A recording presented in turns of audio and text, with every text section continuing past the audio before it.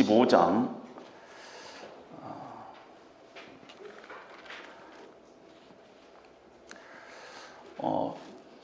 정확히 기억은 하지 못하지만은 아더 핑크라는 구약학 학자는 이런 말을 했습니다. 하나님께서 천지 창조를 성경에 기록하는 데는 3장을 하려 했는데 하나님이 거할 성소를 지으는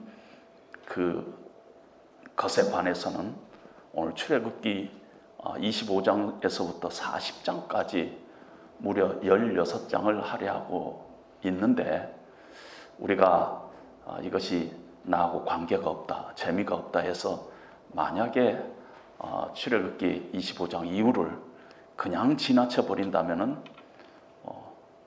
자기는 너무나 화가 나는 일이다, 이런 표현을 쓴 적이 있습니다. 재미가 없죠. 그러나 오늘 출애굽기 25장을 통해서 출애굽기를 마지막 40장까지를 정리할까 합니다. 그래서 우리가 함께 하나님의 말씀을 듣는 귀한 시간 되시기를 바랍니다.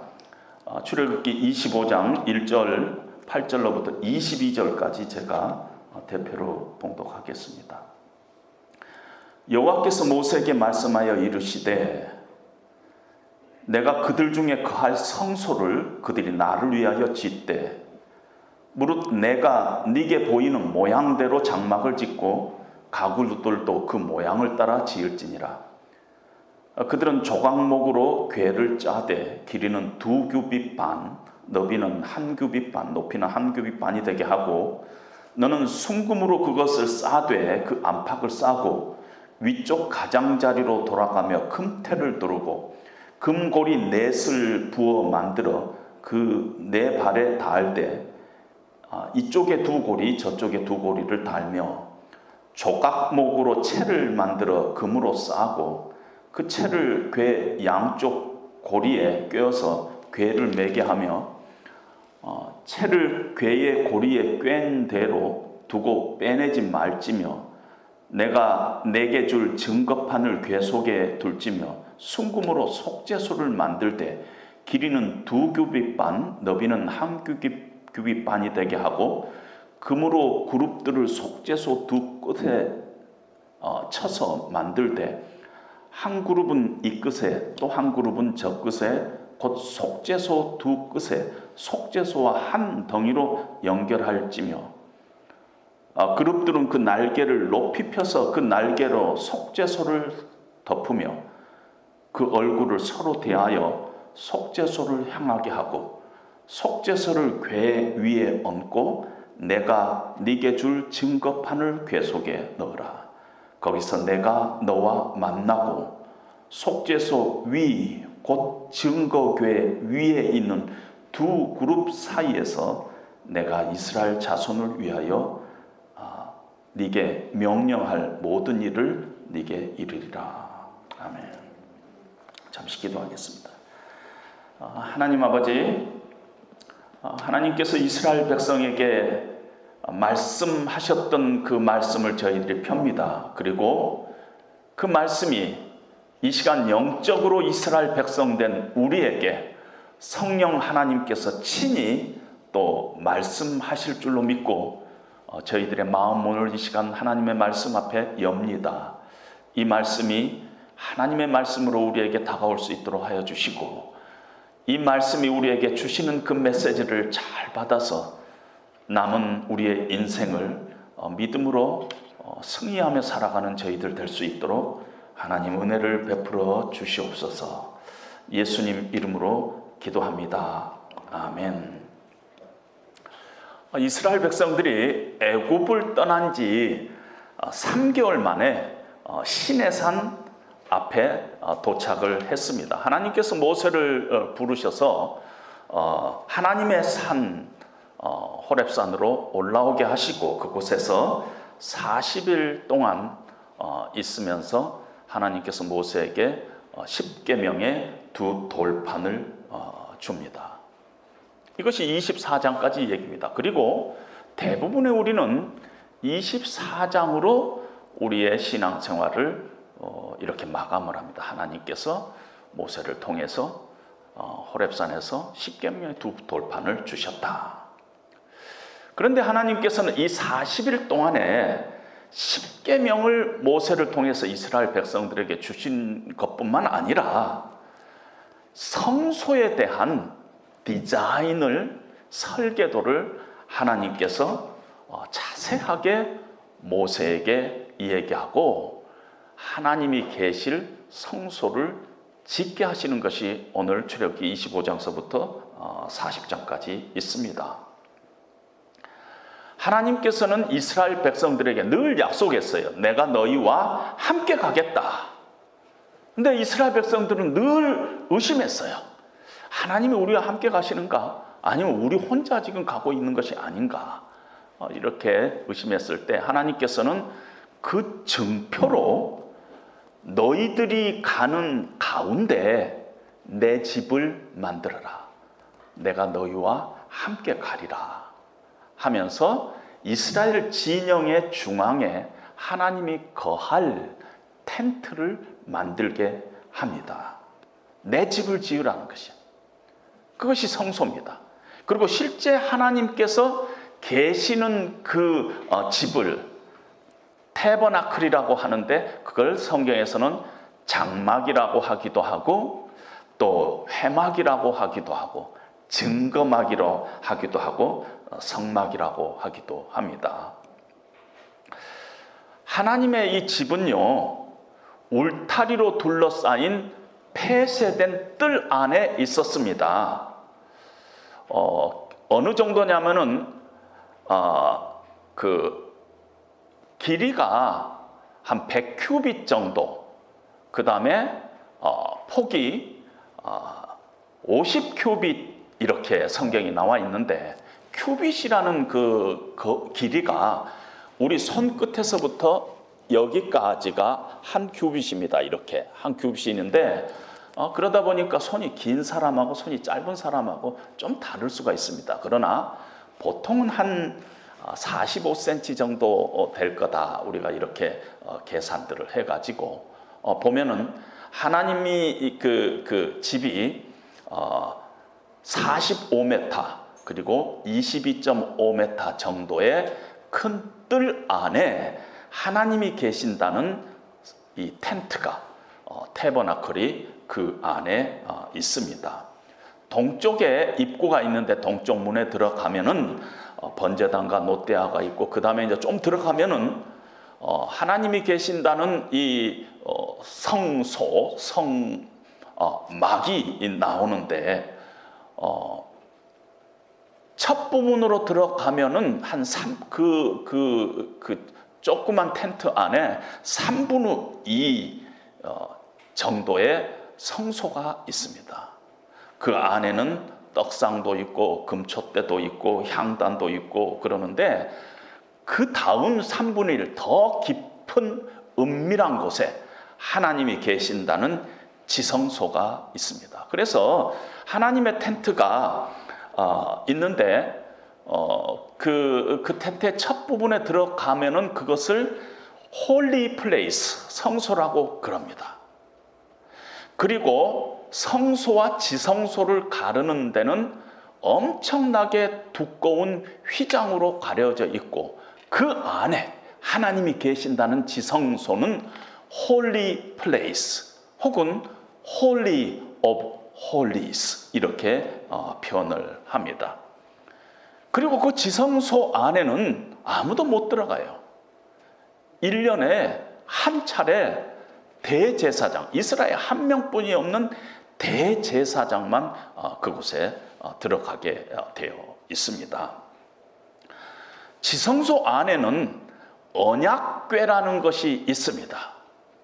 지성소 안에 다른 건 없고 언약궤만 있습니다.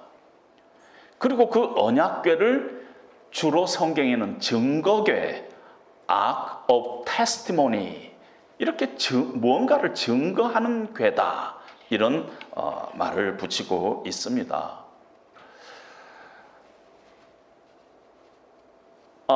우리는 이 증거궤를 영화에서 보는 사람들이 있을 것입니다. 인디아나 존스에서 The Raiders of Lost Ark, 잃어버린 법궤를 찾아서 스티븐 스필버그가 감독하는 거 있잖아요. 거기 보면은 하나님의 이 언약궤가 거기에 나타나고 있는 것을 우리는 영화 속에서 이렇게 가끔 비슷한 걸 보기도 합니다. 우리가 이렇게 성경을 보면서 우리에게 이렇게 다가오는, 은혜로 다가오는 부분들이 있는데 많은 경우에 그 내용이 우리에게 은혜를 줍니다. 때로는 그 단어가 원래 언어로 쓰여져 있을 때 그 원래 언어의 뜻이 우리에게 새롭게 다가와서 은혜가 되기도 합니다. 또 어느 때는 성경에 있는 다양한 상징들이 우리에게 주는 메시지가 있습니다. 오늘 언약궤도요, 언약궤 그를 뭘로 만드냐면 가시목이라는 걸로 만들었죠. 그런데 이게 아카시아 나무입니다. 근데 이스라엘 지역의 아카시아 나무는 아주 뼈짝 마르고 아주 울퉁불퉁하고 엉이도 좀 있고 구부러져 있고 그런 것들을 하나님께서 언약궤의 상자를 만드는 데 사용하셨다. 우리가 이제 상상을 하면서 그 나무를 왜 하나님께서 그런 나무를 쓰셨을까? 반듯한 소나무를 쓰시면 안 되셨을까? 왜 이렇게 옹이도 많고 이렇게 아무 쓸모없는 그런 나무를, 아카시아 나무를 하나님께서 쓰셨을까? 그런 어떤 상징이 우리에게 주는 어떤 그런 메시지를 통해서 우리가 은혜를 받기도 합니다. 때로는 성경의 어떤 순서를 통해서 우리가 은혜를 받기도 합니다. 무조건 처음 나왔다 하면 그건 중요한 것입니다.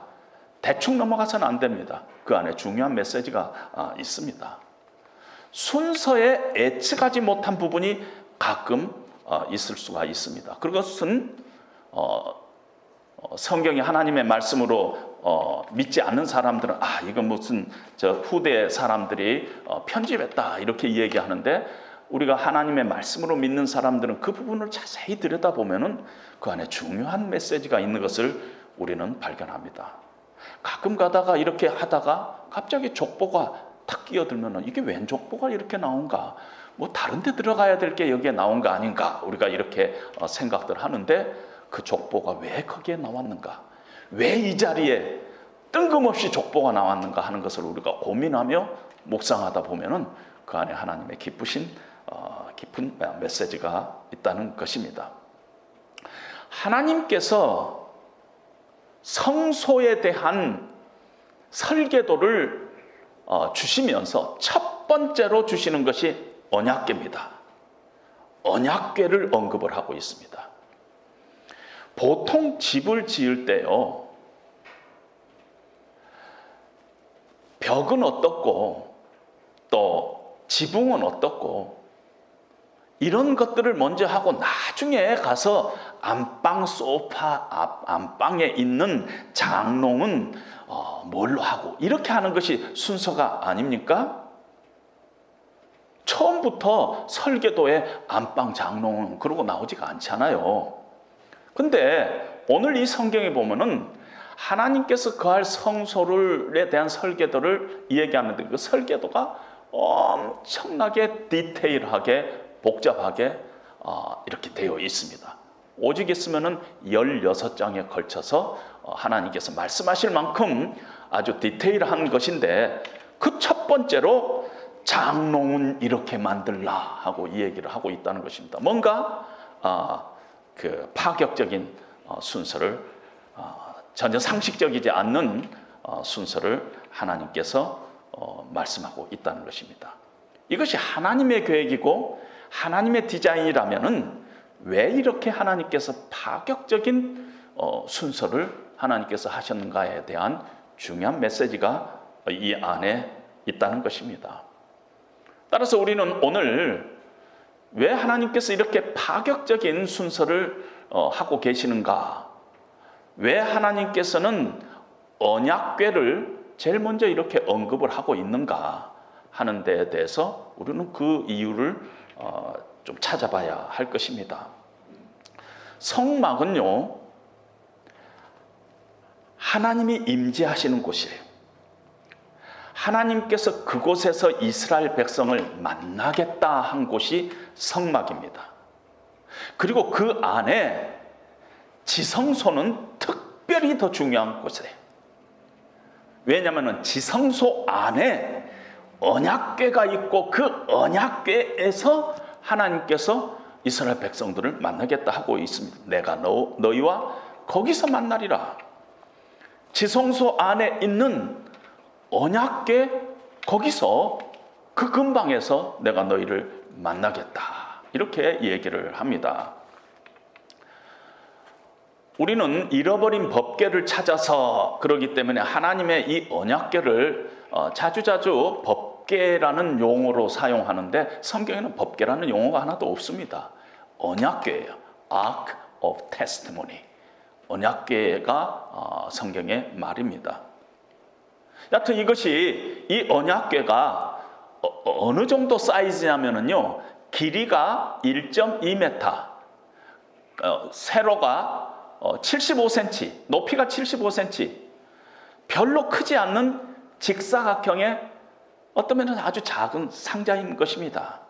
아카시아 나무로 짜져가지고 금으로 안팎을 도금했어요. 아카시아 나무가 삐뚤삐뚤하다 보니까 그것이 아주 매끄럽지 않을 가능성도 있습니다.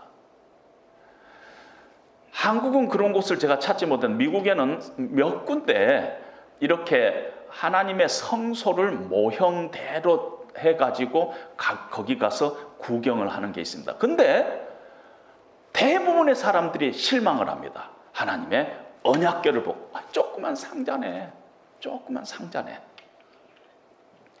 실제 그 사이즈를 보고는 너무 초라한 것 같아가지고 실망을 합니다. 하나님의 언약궤가 중요한 것은 언약궤 상자 자체가 중요해서가 아닙니다. 그 안에 무엇이 있느냐, 그 작은 상자 안에 무엇이 있느냐. 근데 그 상자 안에 십계명의 두 돌판이 있는 것 때문에 언약궤가 중요하다는 것입니다. 조그만 상자인데 그 안에 다이아몬드가 가득 있으면 그 상자가 중요한 것과 마찬가지로 언약궤가 중요한 건 그 겉모양이 아니라 그 안에 있는 십계명의 두 돌판, 증거판이라고 부르는 십계명의 두 돌판이 있기 때문인 것입니다. 가끔 가다가 이렇게 질문하신 분들이 있습니다. 성경에 어디에 보면은 언약궤 안에는 만나를 담은 금 항아리와 아론의 쌍난 지팡이와 십계명의 두 돌판이 있다고 하는데, 또 어느 성경에는 궤 안에는 두 돌판 외에는 아무것도 없다 하고 있는데 성경이 이렇게 모순되지 않느냐? 네, 맞습니다. 히브리서 9장 4절에는 언약궤 안에 세 가지가 있다. 만나를 담은 금 항아리와 아론의 쌍난 지팡이와 십계명의 두 돌판이 있다. 거기에 비해서 열왕기상 8장 9절에는 궤 안에는 두 돌판 외에 아무것도 없으니 이렇게 표현하고 있으니까 두 성경이 서로 이렇게 상치되고 있는 것을 우리는 금방 눈치챌 수가 있습니다. 그런데 이 두 가지를 어떻게 우리가 조정을 할 수 있을까 했을 때 저는 민수기 17장 4절 말씀을 여러분들에게 소개하고자 합니다. 민수기 17장 4절에는 이렇게 되어 있어요. 그 지팡이를 회막 안에서 내가 너희와 만나는 곳인 증거궤 앞에 두라. 이렇게 되어 있습니다. 그러니까 이렇게 우리가 상상을 할 수가 있습니다. 증거궤 안에는 십계명의 두 돌판이 있는데 아론의 쌍난 지팡이는 증거궤 앞에 이렇게 세워져 있고, 또 만나를 담은 금 항아리는 쌍난 지팡이 옆에 이렇게 있지 않을까, 그렇게 생각이 듭니다. 왜 그러느냐면은 성경에서 왜 계속 그 증거계라는 말을 쓰는가? 이 법계, 언약궤가 왜 증거계라는 말을 계속 쓰느냐면은 그 안에 10계명의 두 돌판을 넣어두는 곳이다. 증거하는 테스티모니 하는 하나님의 말씀이 그 안에 있다는 것을 얘기를 하고 있다는 것입니다. 성막은요, 하나님이 임재하는 곳이고 그곳에서 우리가 하나님을 만나는 곳인데 그 중에서 가장 중요한 것이 지성소인데 지성소가 된 이유는 그 장소가 중요한 것이 아니라 그 자리에 증거궤가 있기 때문이라는 것이에요. 증거궤가. 그래서 상상하건대 이 언약궤 안에는 10계명의 두 돌판이 있고 언약궤 앞에 아론의 쌍난 지팡이와 또 만나를 담은 금 항아리가 있었겠다. 그렇게 생각을 해도 무리는 아니다. 그렇게 생각이 듭니다. 이 증거궤가 하나님께서 직접 10계명을 새겨가지고 돌판에 새겼습니다. 나 외에 다른 신을 섬기지 말라. 그리고 하나님께서 돌판에 새겨서 주었는데 그것을 증거궤라, 증거판이다, 증거궤라, 아크 오브 테스티모니 이렇게 얘기하고가 있다는 것입니다. 여기 어떤 증거가 있다는 것이에요. 하나님께서는 이 돌판을 우리와 하나님 사이에 어떤 특별한 관계가 되는 어떤 증거물로 하나님께서 우리에게 주고 있다는 것이에요. 뭔가는 모르지만은 이 돌판도 하나님과 우리 사이에 증거로서 주고 있고 언약궤도 하나님과 우리 사이에 증거로 주고 있다는 것입니다. 이것이 우리 신앙생활에서 굉장히 중요합니다.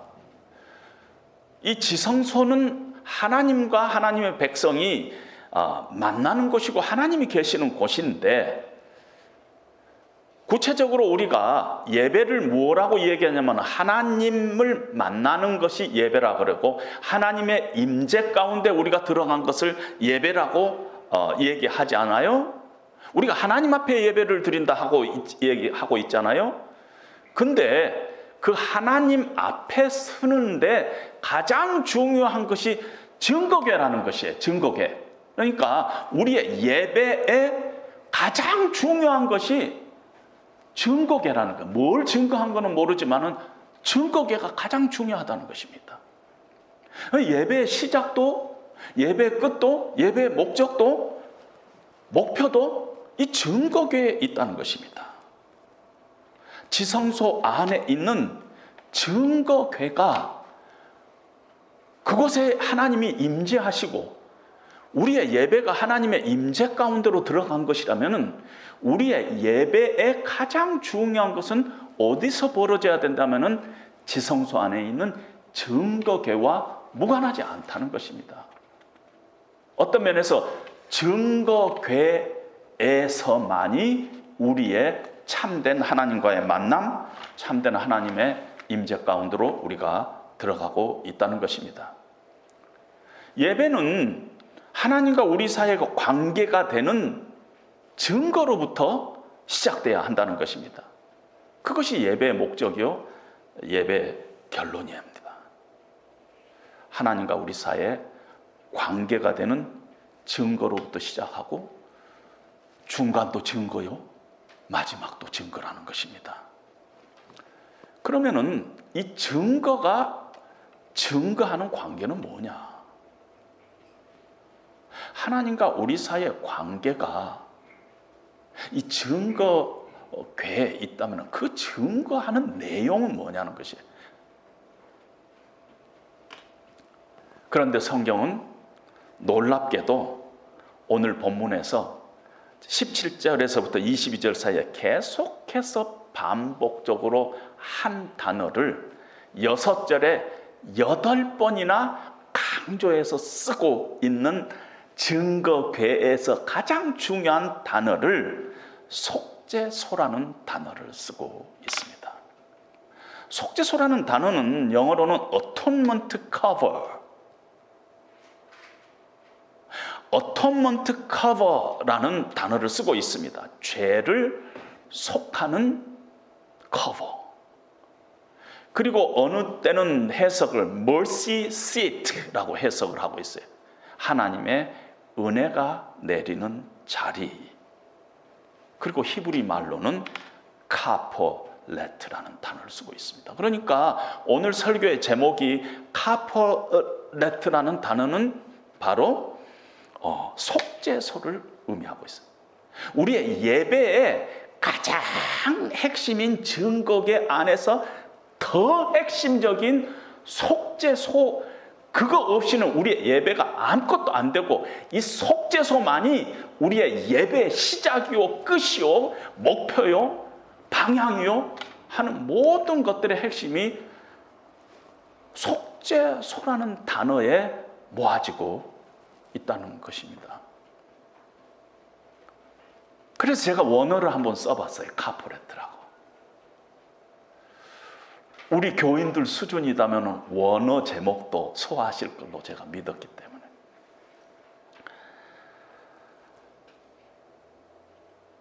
이 증거궤는요, 다 금으로 도금을 했어요. 안팎으로 도금을 했는데, 유일하게 속죄소, 이 증거궤를 덮고 있는 뚜껑, 속죄소, 이것만 순금으로 만들었어요. 속죄소만 순금으로. 그리고 하나님께서는 속죄소 위, 거기서 내가 너희와 만나리라. 언약궤 속에서 만나리라가 아니라 언약궤 위, 뚜껑, 카퍼레트, 그 위에서 내가, 속죄소라는 그 뚜껑, 그 위에서 내가 너희를 만나리라 했으니까, 여기가 우리 예배가 가야 할 장소, 우리의 목표, 우리의 시작, 우리의 끝, 그게 속죄소라고 얘기해도 틀리지 않다는 것입니다. 그리고 이 속죄소, 이 뚜껑의 양옆에는 금으로 이게 만들 때 이미 함께 그룹이라는 천사가 이렇게 속죄소 뚜껑을 가운데로 이렇게 향하게, 날개를 펴고 향하게 하고 있습니다.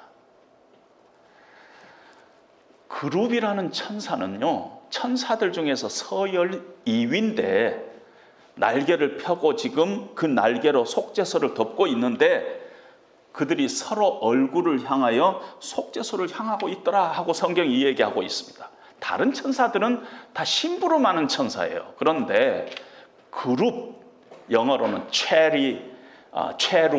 체루빔이라는 이 영어를 쓰고 있는데, 이 체루빔이라는 이 천사는 창세기 3장에 나온 천사예요. 생명나무를 지키는 천사예요. 죄악된 인간이 함부로 생명나무에 접근하지 못하도록 화염검으로 이렇게 감시하고 있는, 거기에 있는 천사예요. 그룹은 죽이는 천사예요.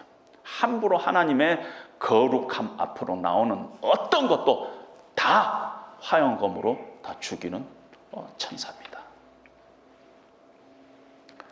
이 그룹 천사가 눈을 뜨고 바라보고 있는 속죄소 그 위에서 하나님께서 우리를 만나신다 하면서 그 이름을 mercy seat, 시은자, 은혜가 내리는 자리, 그렇게 하나님께서 이름을 하고 있다는 것입니다. 인간은 결코 하나님 앞에 나갈 수 없는 자리,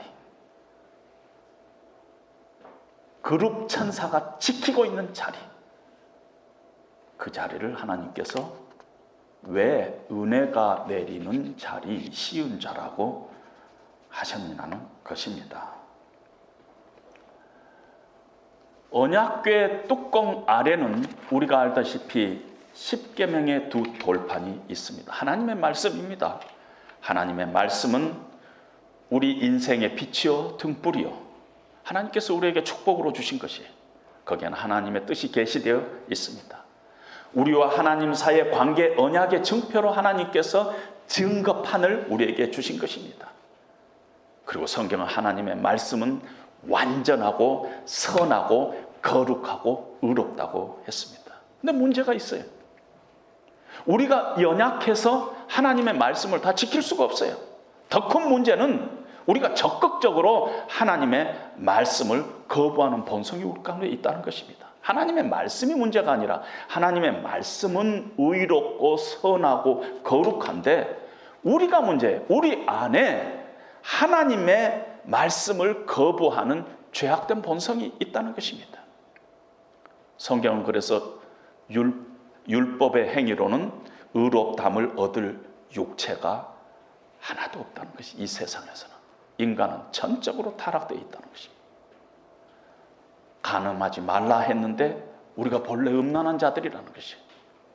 남의 것을 탐하면 안 된다 했는데 우리가 본래 탐심 가운데서 태어난다는 것입니다.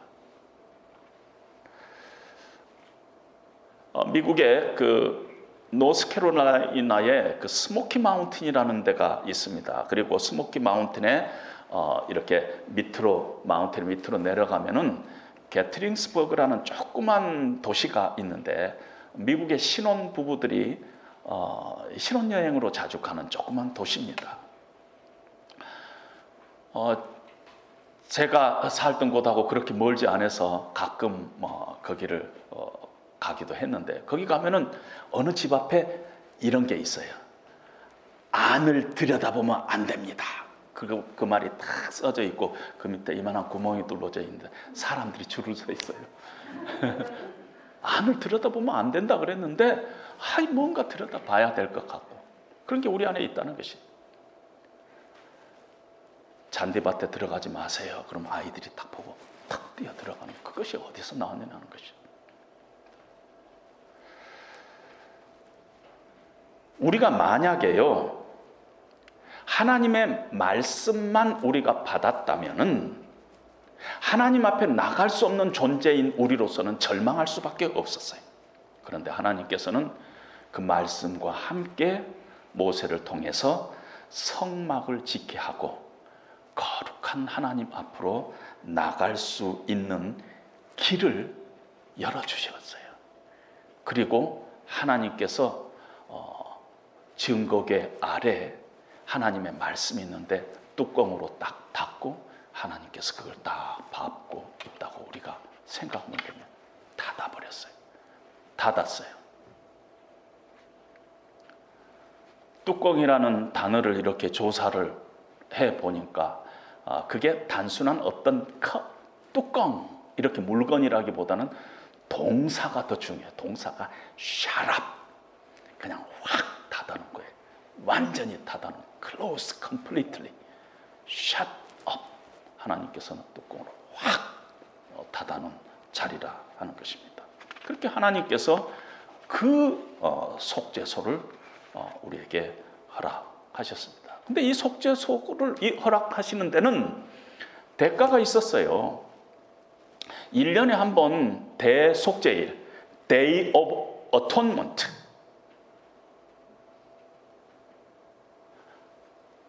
지금 유대인들은 오늘날도 지키고 있어요. 금년 2021년도에는 9월 15일 날 수요일이 Day of Atonement예요. 여러분 지도에 가끔 여러분 다이얼리에 보면은 욤키푸르라고 써져 있어요. 욤키푸르. 그게 Day of Atonement라는 뜻이에요. 대속죄일. 그걸 아직도 이스라엘 백성들이, 유대인들이 지키고 있습니다. 그날은 대제사장 한 사람만이 성소를 거쳐서 지성소의 커튼을 제치고 하나님의 존전 앞에 들어갑니다. 근데 그러기 위해서 일주일 전부터 몸을 씻고 닦고 씻고 닦고 하나님 말씀 묵상하고, 그리고 흠없는 숫송아지의 피로 속죄소 앞 동쪽 앞에 7번을 바르고 온 백성의 죄를 대속하는 것이 대제사장이기 때문에 얼마나 이렇게 거룩한 것을 지켰는가 모릅니다. 그리고 나서 마지막에 지성소에 들어가는데 밖에서 염소, 숫송아지 염소를 잡은 피를 큰 양푼에다 가득 담아가지고 속죄소 뚜껑 위에다가 확 갖다 붓습니다. 여러분, 그 장면을 한번 생각해 보세요. 무시무시하지 않아요? 그냥 뭐 피 한 방울 이렇게 떨어뜨린 것이 아니라 그 동물의 피를 가득 양푼에 받아가지고 그걸 가지고 지성소에 들어가서 속죄소 뚜껑 위에다 확 갖다 뿌립니다. 속죄소에 뿌리는 이 피는, 흠이 없는 이 염소나 숫송아지의 피는 율법의 요구를 덮었다고 성경이 이야기하고 있습니다. 그곳에서 하나님과 우리가 하나 돼서 만나는 것, 어톤먼트를 at one meant 이렇게 표현하기도 합니다. 하나님과 우리가 하나가 된 곳, 만나는 곳, 그 자리에 흠없는 양과 숫송아지의 피를 갖다 뿌렸습니다. 히브리서 9장 11절에 보면은 히브리서 기자는 그걸 이렇게 해석을 하고 있습니다. 그리스도께서는 장래 좋은 일에 대제사장으로 오사 손으로 짓지 아니한 것, 곧 이 창조에 속하지 아니한 더 크고 온전한 장막으로 말미암아 염소와 송아지의 피로 하지 아니하고 오직 자기의 피로 영원한 속죄를 이루사 단번에 성소에 들어가셨느니라. 이거는 그림자라는 것이야. 실제는 예수 그리스도가 우리 대신 자기의 몸을 찢고 피 흘려서 하나님 앞에 영원한 제사를, 대제사장은 구약의 대제사장은 매해 들어가야만 했었지만 영원한 제사를 단번에 한 번 영원한 제사를 드렸다는 것입니다.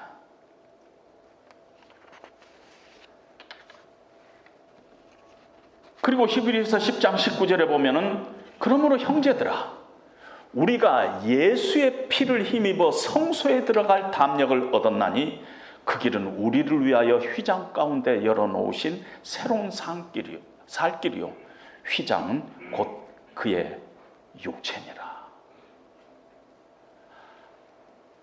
휘장을 들어갈 수가 없었어요, 죄인된 인간. 그런데 그 휘장 가운데로 예수님께서 들어가게 했는데 그 휘장이 바로 자신의 육체라는 것입니다. 살 찢겨 피 흘려 예수님께서 우리가 들어갈 길을 만들어 놨다는 것입니다. 예수님께서 십자가에 죽으실 때 예루살렘 성전에 있는 성소와 지성소를 막고 있는 휘장이 위에서 아래로 찢어졌다고 우리 신약 성경에는 기록하고 있습니다. 그런데 여러분, 출애굽기에서 휘장이 어떻게 만들어졌는가를 보면은 촘촘히 가로, 세로, 실로 해가지고 엄청나게 두껍게 만들었어요. 뭐 갑자기 위에서 아래로 내려는 광목이 아니에요. 무슨 천이 아니에요. 이건 찢어질 수가 없는 천인데 위에서 아래로 찢었어요. 예수님의 육체였던 것입니다.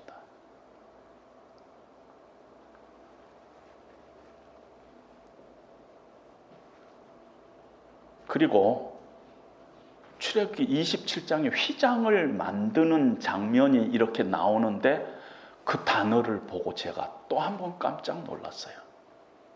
휘장이라는 단어가 카포레트를 쓰고 있다는 것입니다.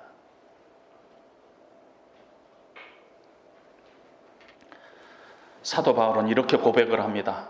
로마서 3장 23절에 모든 사람이 죄를 범하였음에 하나님의 영광에 이르지 못하더니 그리스도 예수 안에 있는 속량으로 말미암아 하나님의 은혜로 값없이 의롭다 하심을 얻는 자 되었느니라.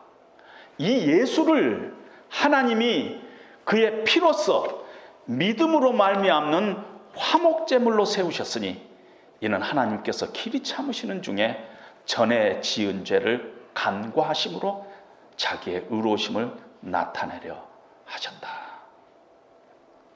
God presented him as a sacrifice of atonement. 예수님을 sacrifice of atonement, 속죄의 제물로, 구약시대 때 속죄소 위에 뿌려졌던 그 양과 염소, 숫송아지의 그 피, 그 제물과 마찬가지로 속죄의 제물로 예수님을 삼으셨다는 것입니다. 제단 위에 뿌려져 있는 그 피는 실제적으로 예수님의 피라는 것이, 예수님의 피라는 것이. 요한 사도는 요한 1서 4장 10절에서 사랑은 여기 있으니 우리가 하나님을 사랑한 것이 아니요 하나님이 우리를 사랑하사 우리 죄를 속하기 위하여 화목제물로 그 아들을 보내셨습니다. Atoning sacrifice for our sin. 우리의 죄를 대속하기 위한 속죄 제물. Atoning sacrifice로 예수님을 삼으셨다는 것입니다.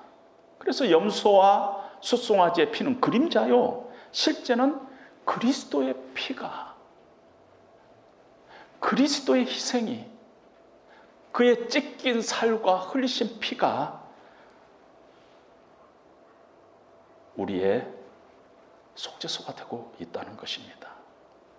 우리의 속죄소는 십자가에서 우리 죄를 대신하여 피 흘려 살찌켜 죽으신 예수 그리스도가 바로 우리의 카포레트라는 것입니다. 무죄한 피를 흘려서 하나님과 우리 사이를 화목하게 하셨어요. 십자가의 보혈, 그것이 우리의 속죄소요. 그것이 우리의 예배 시작이요, 우리 예배 끝이요, 우리의 예배 목표라는 것입니다. 카포레트를 제가 이렇게 연구를 하면서 또 하나 발견한 사실은요, 카포레트는 원래 동사형으로 쓰여있는데 명사형은 카파르인데, 이 카파르에서 코페르라는 단어가 또 이렇게 나왔어요. 근데 이 코페르라는 단어가 무슨 뜻이냐면은, 그러니까 카포레트에서 나온 단어인 코페르라는 단어가 값을 치르다, 대신 값을 치르다. 예수님께서 십자가상에서 마지막 죽으면서 다 이루었다, 테텔레스타이 하고 돌아가셨죠. 헬라 말로 테텔레스타이. 근데 이 테텔레스타이가 값을 다 치루었다는 뜻이라는 걸 우리 대부분 다 알고 있잖아요. 예수님께서 값을 다 지불했다 하는 이 단어가 바로 코페르, 카포레트, 속죄소에 있다는 것입니다. 누가복음 18장에 보면 바리새인과 세리가 성전에 올라가서 기도를 합니다. 바리새인이 이렇게 기도합니다. 따로 서가지고 기도하면서, 하나님, 내가 저 사람들과 같지 않고 이 세리와도 같지 않음을 감사합니다. 하나님, 저는 일회에 2번씩 금식하고 소득의 11조를 하나님 앞에 드립니다 하면서 기도를 하는데, 자, 멀리 떨어져 있던 세리는 감히 눈을 들어 하늘을 쳐다보지도 못하고 가슴을 치며, 하나님이여, 나를 불쌍히 여기소서, 나는 죄인입니다 하고 기도합니다. 영어 성경에 보니까 God have mercy on me, a sinner 이렇게 돼 있어요. 문법적으로 맞죠. 근데 원어에는 이렇게 돼 있어요. God have mercy on me, the sinner. a sinner가 아니라 the sinner예요.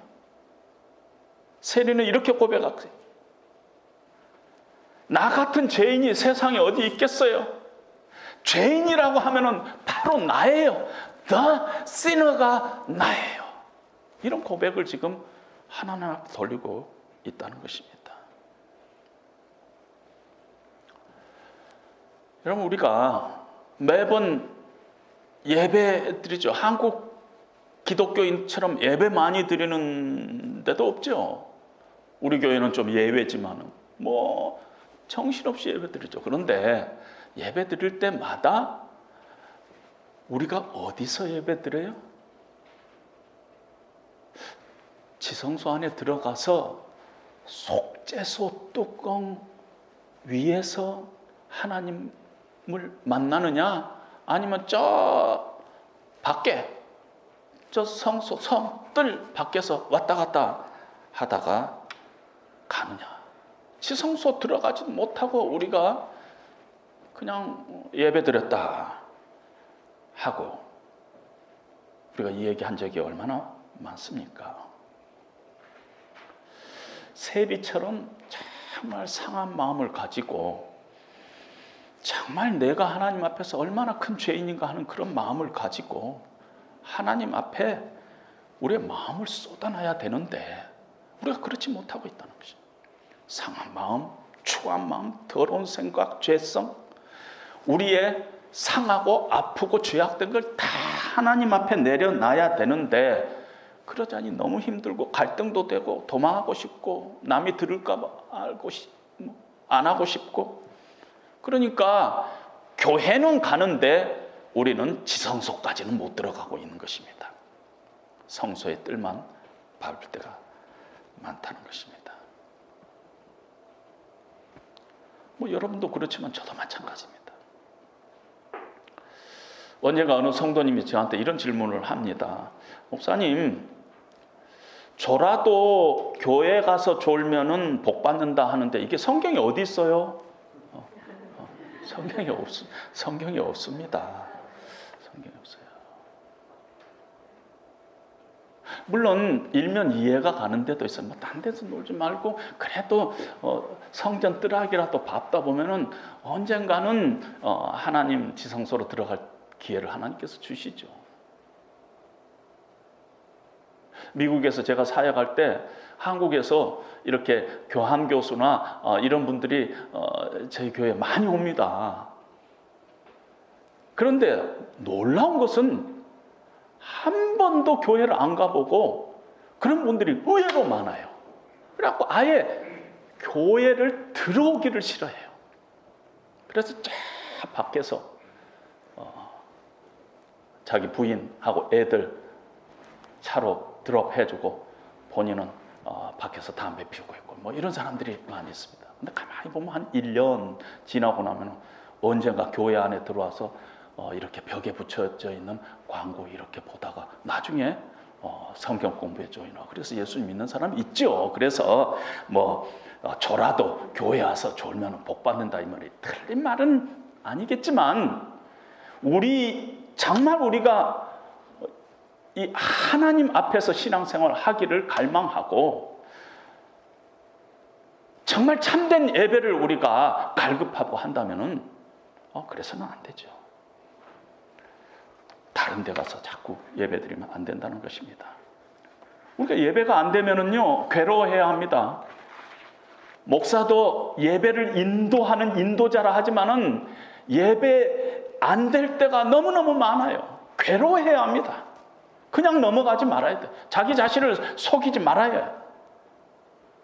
괜히 교회 왔다 갔다 하지 말아야 되는 거예요. 어느 때는 갈등하고 어느 때는 괴로워하고 어느 때는 통곡하고 몸부림하고 가슴을 쳐야 합니다. 왜 내 심령이, 내 마음이, 내 가슴이 이렇게 금강석처럼 단단해져 있는가? 몸부림쳐야 한다는 것입니다. 하나님, 내 마음이 하나님 앞에 열리지 않은데 하나님 왜 어떻게 하면 좋습니까? 어떻게 해야 합니까? 하나님, 나를 불쌍히 여겨주죠. 하나님, have mercy on me, the sinner. 세리처럼 우리가 하나님 앞에 그렇게 기도해야 하는 것입니다. 예배는 꼭 교회에서만 드리는 것이 예배가 아닙니다. 이미 하나님께서는 우리 몸이 하나님이 거하시는 성전인 것을 너희가 모르느냐. 이미 하나님께서는 우리 몸을 성전으로 사용하고 있습니다. 따라서 우리 몸이 움직여서 하는 24시간의 모든 일들이 하나님 앞에 드리는 예배와 관계가 있습니다. 만약에 우리가 장사를 하고 있다면 시장 한복판에서도 우리가 예배를 드릴 수가 있습니다. 노동자다면 노동의 현장이 바로 우리의 예배터가 될 수가 있습니다. 학교에서 연구하고 공부하는 사람이면 그 학교가 연구하는 실험실이 예배 현장이 될 수가 있습니다. 걸으면서, 어느 때는 놀면서 또 우리는 예배할 수가 있다는 것이죠. 내 삶이 다 하나님 앞에 이제는 드려지는 예배의 한 부분이라는 것입니다. 따라서 여기서는 예배가 아니고 저기서는 예배가 될 수 있다는 것입니다. 우리는 여기 와야지 예배가 된다고 생각하는데 여기가 아닌 저기도 예배가 가능하다는 것입니다.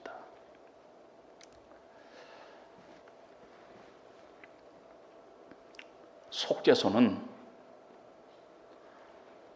우리가 하나님을 만나는 곳인데요.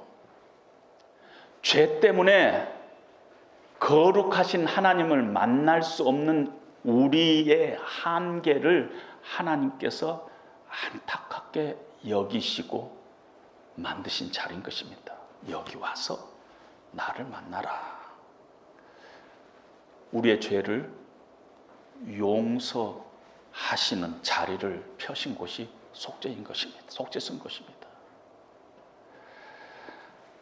속죄소는요, 하나님과 우리와의 관계의 내용이 결코 심판이 아니요, 결코 정죄가 아니요, 사랑이라는 것이. 우리가 진토임을 하나님께서는 아신다는 것이. 우리가 어제 죄 짓고 오늘도 죄 지을 수밖에 없는 그러한 연약한 존재인다는 것을 하나님은 우리 체질을 다 알고 계신다는 것이. 따라서 속죄소의 그 내용, 하나님과 우리와의 관계 내용의 그 기초는 하나님의 사랑이에요. 이리 와라. 내가 너희를 사랑한다. 용서할게. 젖 먹이는 어린아이의 어머니는 너를 잊을 수 있지만 나는 결코 너희를 잊지 못한다. 내 사랑이 내 가슴 속에서 불타고 있다 하는 것이 하나님의 말씀인 것입니다. 하나님께서 우리를 사랑하시되 얼마나 사랑하셨냐면요, 아들이라도 아끼지 아니하셨고 속죄소에 우리 대신 제물로 사용하신 분입니다. 십자가에서 우리가 달려 죽어야 될 그 자리에 예수님을 세우시고 우리가 처절하게 절규해야 할 그 우리의 절규 대신 예수님이 절규하게끔 만드시고 우리를 하나님의 거룩한 백성으로 삼으셨습니다. 우리 중에 누가 하나님의 이름을 그냥 부를 수가 있겠어요? 우리 중에 누가 감히 하나님 앞에 나갈 수 있는 자격이 있을까요? 우리가 하나님 앞에 나가서 예배 드릴 수 있는 유일한 근거는 하나님께서 우리를 사랑하시고 우리를 불쌍히 여기시고 우리에게 긍휼을 베푸시고 우리의 죄를 용서하신다는 하나님의 사랑에서 출발하고 사랑으로 끝나야 한다는 것입니다. 예수님의 몸이 찢기면서 휘장이 찢어졌어요. 그래서 우리가 이제는 하나님 앞에 무시로 드나들 수 있는 길을 열으셨어요. 예배는 하나님의 이 긍휼하심과 하나님의 이 사랑에 감사하고 감격해서 예배를 드려야 한다는 것입니다. 그리고 그 하나님의 사랑에 감격하고 감사하면은 반드시 우리의 삶이 치료되고 회복되게끔 하나님께서는 만드시고 있다는 것입니다. 우리는 늘 예배의 시작도 끝도 우리의 목표가 지성소 안에 있는 속죄소라는 것을 잊지 말아야 하는 것입니다. 예배를 드리고 여전히 우리가 두려워하고 갈등하고 의심하고 불안해하고 한다면 우리는 예배를 잘못 드리고 있어요. 왜냐하면 우리가 하나님 앞에 나가는 근거는 나에게 있잖아요. 내 의가 있잖아요. 우리의 의는 아무것도 내세울 수 없는 곳이 하나님의 세계라고 오늘 찬양에서도 얘기하고 있잖아요. 아무것도 내세울 것이 없어요. 단지 우리가 예수님 한 분 붙잡고 우리의 속죄소인 예수님 붙잡고 그분이 나를 위해서 흘리신 십자가의 보혈, 그 보혈 의지에서, 그 공로 의지에서, 하나님의 완전한 사랑에 의지해서 우리가 늘 하나님 앞에 눈물로써 감격하고 기뻐하고 그리고 나가는 것입니다. 그런 예배를 우리가 다시 회복해야 할 줄로 압니다. 성소를 지으라 하시면서 하나님께서는 그 복잡한 설계도를 주시면서 왜 증거궤를 제일 먼저 말씀하셨는가? 그리고 증거궤 중에서 가장 중요한 속죄소를, 가포레트를 우리에게 주셨는가? 그곳에서 실제적으로 예수님의 육체가 찢어지고 예수님이 우리 대신 피 흘려 살 찢겨 우리 대신 죽으시고 하나님께서 그 예수를 그 자리에 세우시고 우리를 사랑하신 그 현장이 예배 현장인 것입니다. 예배는 사랑입니다. 하나님의 사랑에서 시작하고 하나님의 사랑으로서 끝나고 그 사랑에 늘 감격하고 그 사랑을 우리가 묵상하며 찬송하며 그래서 오늘의 나의 삶을 다시 하나님 앞으로 돌아가는 그런 예배가 되어야 될 줄로 압니다. 그런 것들을 우리가 다시 한번 회복하는 저와 여러분 되시기를 주님의 이름으로 다시 한번 부탁드립니다. 우리 함께